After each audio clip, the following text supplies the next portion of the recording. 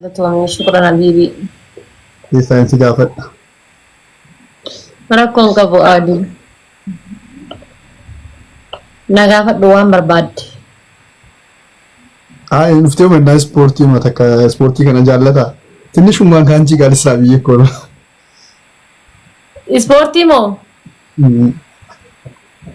Ati amma akka biyyee kaasanii na kaasuu feeteeti moo? Akkam waan inni isaa galuu hin dandeenye. Akkam. Amma maal barbaade jettee? Jaartii qabdaati. Ajaa'anatti hin barbaaddu. Wama ispoortii hojjettu akka kan keeti. Jaartiin qabdaa garuu. Jaartii maalii maaloo dhalakkii bookuloo angoo naannoo waan barbaada takkaa yoo natti dhufe waa. Waan jechuun jaartiin qabdu singiliidha jechuudha. Singiliidha. Singilii qofa osoo hin taane diingiliidhas. Singiliidha. Okay. Fakkeenyaaf jaartiin ati fuudhuu barbaaddu jaartii akkam?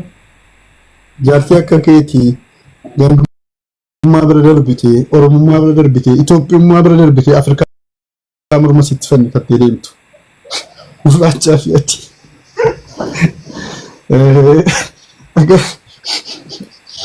Akka Oromoo fi akka Itoophiyaatti illee akka Afrikaatti yaadaa jirraa barsaanii fi bara Afrikaa laxxafa. Akkasii bara kanan barbaadullee maaliif ilmeen irraa dhalchuu ilma gandaa ta'e nafuusii galee. Ka sirrii miti kaasuun bara jechuun ilaalcha kan nama fakkeenyaaf kutaatti dhaladha sirriitti jaaladha. Hedduu jaaladha kutaatti dhaladha. Garuu ilaalchi kiyya waan kutaatti akka biccaa miti. Osoo danda'e Oromoon hundi wal jaalatee, Oromoon hundi wal jabeessee, Oromoon hundi wal bira dhaabatee indoom akkuma Itoophiyaatti tuyyuu osoo wal jaalanne hedduu natti tola. Because biyya sanitti aarsaa hedduu kan fallee jechuudha.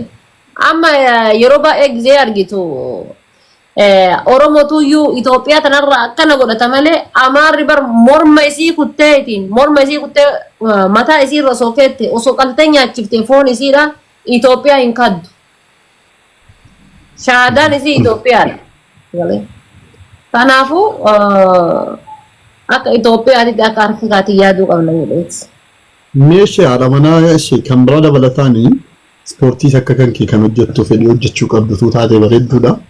Waan biraa rakkoon qabu wajjin mari'annee argamtu malee gaafa isin argamtu wajjin maranna ababaa torba darbadhaati. Taaptaabis godha. Koppiliinkis godha. Fakkeenyaaf yaadama jechuudha jaartii tantee tana tokkoffaa akkam aartistii feetamoo taqaraatu feetamoo akkam?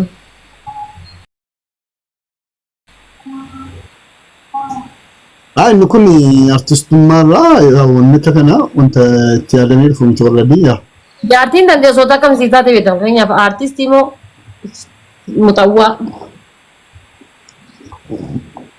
Sanarraan kamirraa yoo taate dhimma hin qabu garuu ani garuu hawwii jedhu amma fakkeenyaaf aartistiin fedha. Muuxawwaa irra sheeka irra aartistii fedha. Sababa mataa keetii qabdaati. Sanaafi ani immoo maanni beektaa maaliif karaa kamiyyuu haa ta'u garuu waan nattee anaaf ajajamaa taate anaaf kabajaa qabaattu malee kan biraa rakkoo hin qabu bakka. Lamin jaalalli siinaaf kennitu garuu namni biraa inaafuu qaba jechuudha. Wayni utuu akka jalaa taane hamba jedhu si galee. Safuudha abboomaan safuudha bibi aarti bar namni tokko muuxawwaa kan jedhamu onneedhaani malee areedaani yookaan imaamaadhaani miti. Fakkeenyaaf aartistiidha kabajaan inni naa qabu ulfinni inni naa qabu kan haala kiyyaa qabu kan abbaa kiyyaa qabu too much yoo ta'e I like too much me so isiniif galee muuxawwaadha wanni dalagu kabiraati.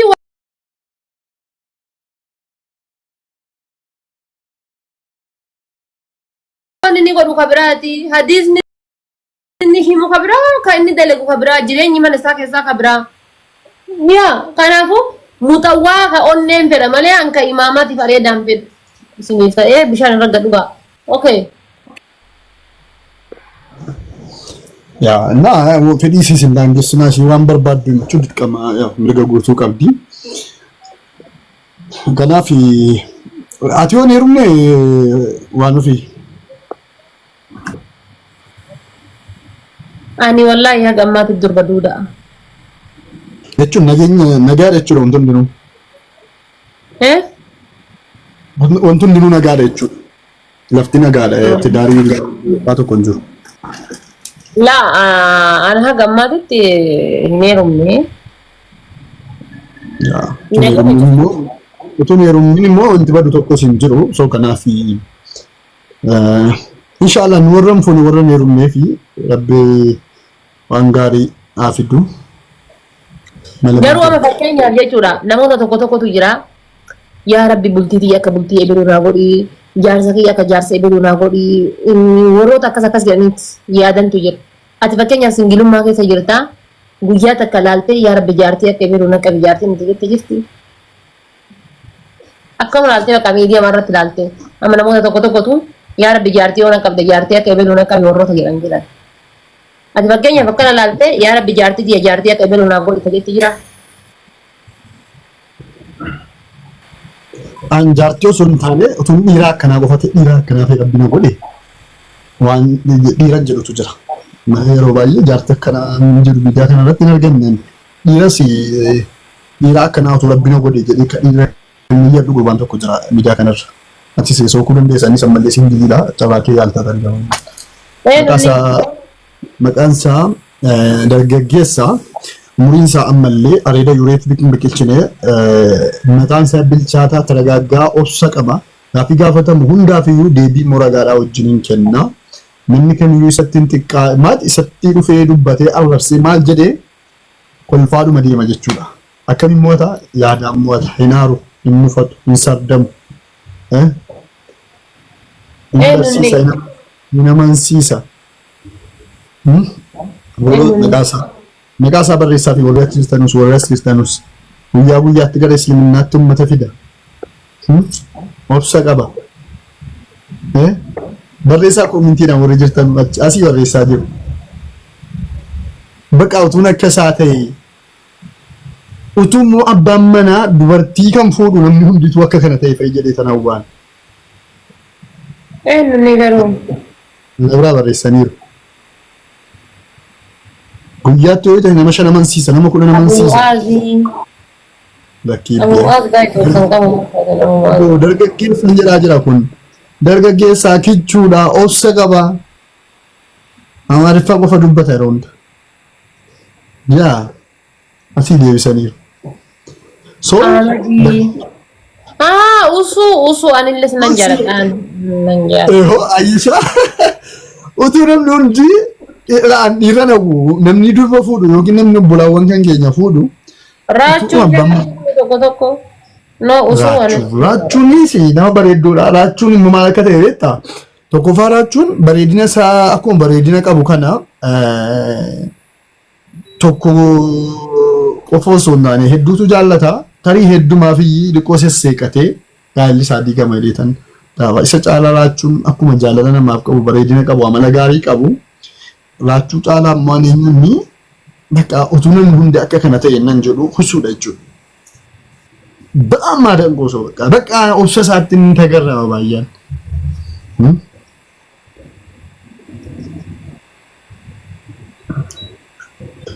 Akkas taaptaap godhame fuula koo yeroo sadii koppiliingii yeroo sadii fuula koo yeroo sadii koppiliingii yeroo sadii. Asumaan maqaan keessan dhufee gastii kana labarraa qabxiin isaa sirra dhufe. Waan ofii naannoo kamii dhaloonni kee? Dhaloonni kiyya Arsiidha. Inqoosiin kaadaraa rabbii. Wallaahi Arsiidha. Arsii deemee dhufee dheengadda argiteettaa viidiyoo wayii. Yaa Arsiidhaan ijoollee Arsiiti. Argiteetta akkatti Arsiin na keessummeesse. Hin argin.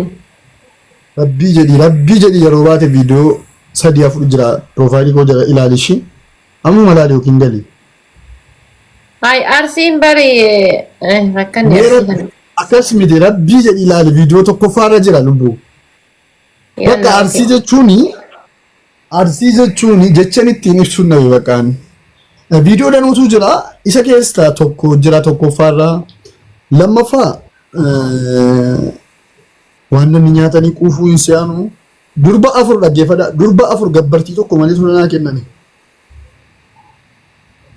Arsiin bakka sanitti rakkoodha ka gabbartii malee siin kennan akkuma fedha yoo jaalatan intala gabbara malee sitti kunoo kun immoo ijoolleen mana godhatan nageessaniittu waa tokko gabbartii tokko malee sii kennanii afur jirani isaayyuu manatti uffisanii nagalchanii bar abul miskiin jedhanii yaa arsiin jaalataa siif ta'a garuu intala gabbara malee siif hin kennu biraa sii ta'a malee arsiin. Madaraa rabbi anneen gadda maqaa kan kee waamuun silaachittee arsii ta'uu kan kee barreemsiyan.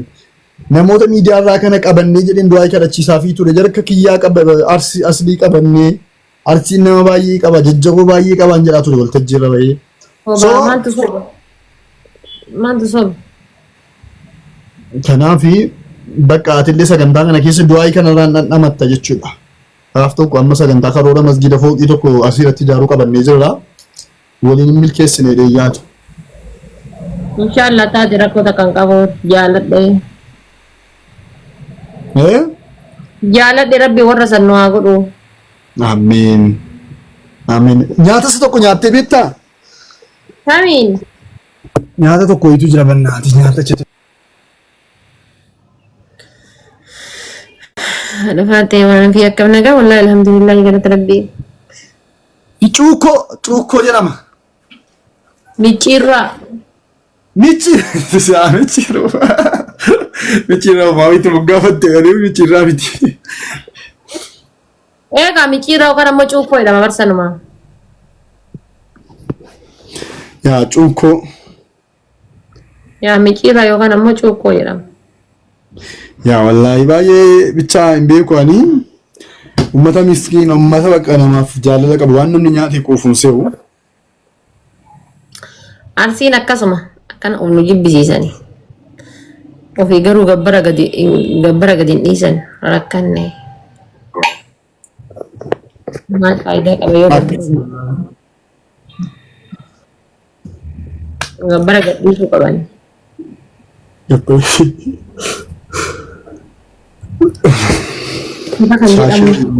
Shakaknis waan biraa micciiraanis waan biraa. Halaqanaanis waan biraa nyaata adda arsii keessaa micciiraanis waan biraa shakaknis waan biraa halaqanaanis waan biraa ukkaamsaanis waan biraa. Kun hundinuu nyaatuma aadaa sana jechuudha? Yaa nyaatuma aadaati kun hundinuu yoo garagara. Nyaanni aadaa jimmaa maal inni mister? Marqaan kunis nyaata aadaa natti fakkaata. Marqii akka waliigalaati. Akkuma kan Oromoo waliigalaati. Yaa marqii marmareen illee yaa marqii akkuma kan waliigalaatitti garuu nyaanni aadaa jimmaa beekamaan akka aadaa jimmaatti beekamu maal inni? Alaafaatiin hin fuudhamu namni baay'ee akkaawuntii kee footoo kaasinatti ergi fuuchuu barbaadde. Dinnicha maali? Ancootee. Ancootee Wallagga kaa? Cuuphaa. Cuuphaan illee Wallagga. Buna qalaa. Buna qalaanis Wallagga. Ittoo sa'aa. Ittoo sa'aa? Ittoo sa'aa maali? Ittoo sa'aa. Ancootee Wallagga guys, ancootee Wallagga makko ancootee Wallagga. Cuuphaan ishii cuuphaa okay ishii. Aibee kan jedhamu sana ittoo isaa jechuun. Aibee jechuun sana jechuudha guys. Gurguree maali? Kensi jaallu amma shakaka nyaata addaa shakaka baaleen keessatti irra godhannu bira. Baaleen keessatti sirriitti beekama nyaanni aadaa shakakni baaletti jechuudha baaletti sirriitti beekama. Ammallee halaqanaanis baaletti irra caala hojjetama.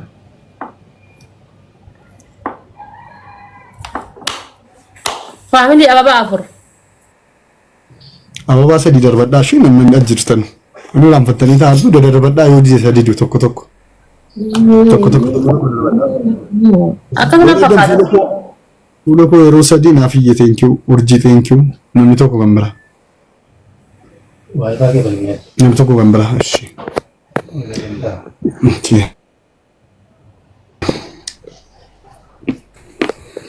Reedii galatoomii. Reedii loltuu jabduudha. Reediin bakka namni piroofaadii kana godhatee dhufe lolaa jabaadha amma booda. An samaachuu. Ishii lubbuu. Karoora kee gara fuulduraa maal jechuun bara kana keessa heerumuu yaaddee jirta. Wallahi inshallah rabbi haa jedhu ammatti kana hundaa miti. Ittuma yaadu jiraan.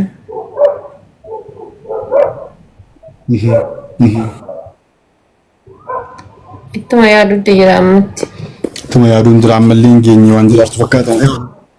Garuu atis ammallee hin geenye maa wanti si cimmu hin jiru. Yaa daa'ima bara ganaa amma waggaa meeqa waggaa 20 meeqa. Yaa kanaaf wanti si cimmu hin jiru. Kanaafuma geesse si heerumsiifamte.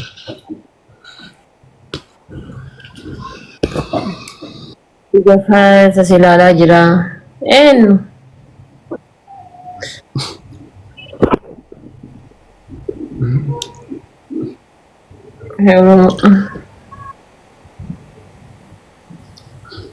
Waan ofii Dubaay jirtaa fuuchuu hawwite moo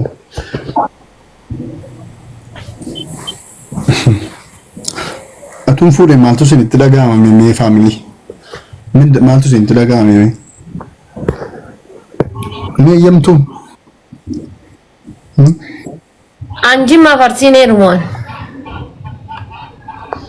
eessatti heerumta maalee Anjima farsiin heerumaan. maaleetti heerumta Yaa garas. bakka biraatti heerumte kaatee dabalatan ta'u Dubartiin dabalataan heerumtu kaa.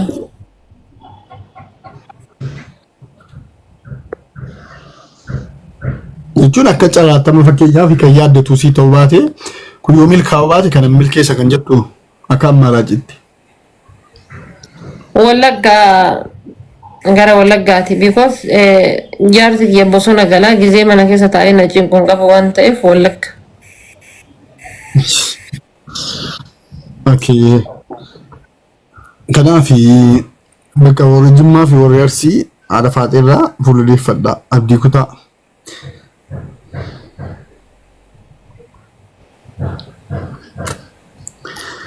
እና ijoolleen keessummaan illee na bira jiru silaa basii wajjin taphadhe natti tola. Okay, amshir Mr. Kiyya amshir.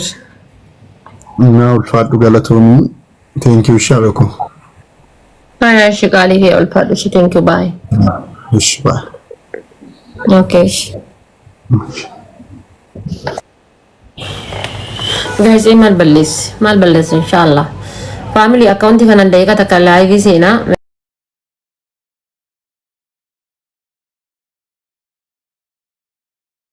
Seenaa hundi keessanii iyyuu fooloo naa gootanii yaa rabbi filtanii gammachi fa'iidha. Doolaara 500 kana ni jedhan dabarsinaa please guys rabbi jedhaati. Doolaara 500 kana nyaachuu qaba. Anama dheengadda intaloo amaaraa takka fooloo godhe dhaqee. Intaloo amaaraa takka ta chaalenjii jira jirtu takkaaf. Angaruu isin Oromoon fooloo naa gochuun waan isin dhibu natti hin fakkaatu.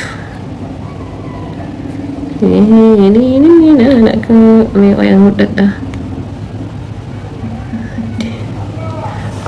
Namni ergachuu hin danda'u baatiin kiyya cufaa jira akkam.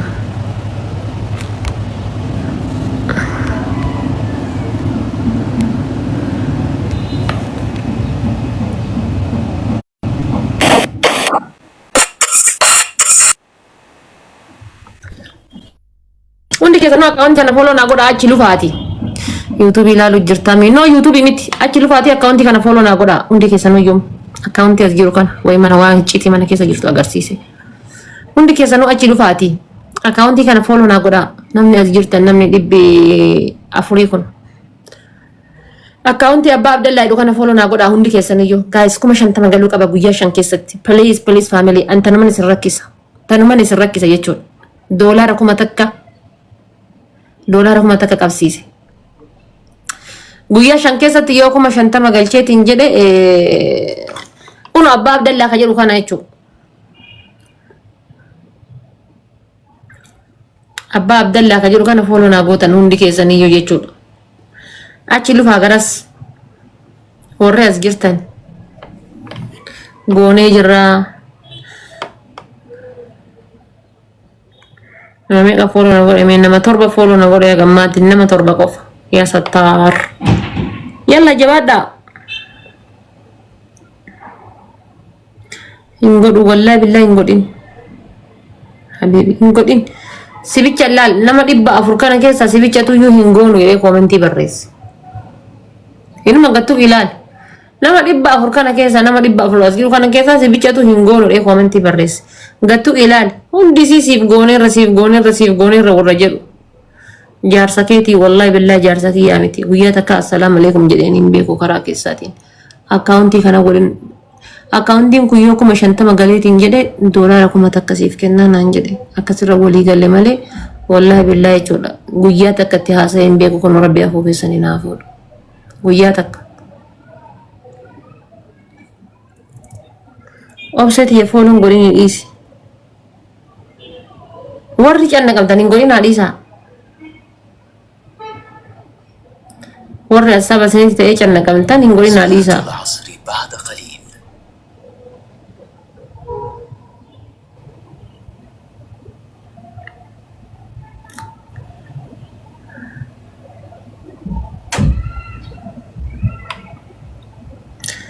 Leave to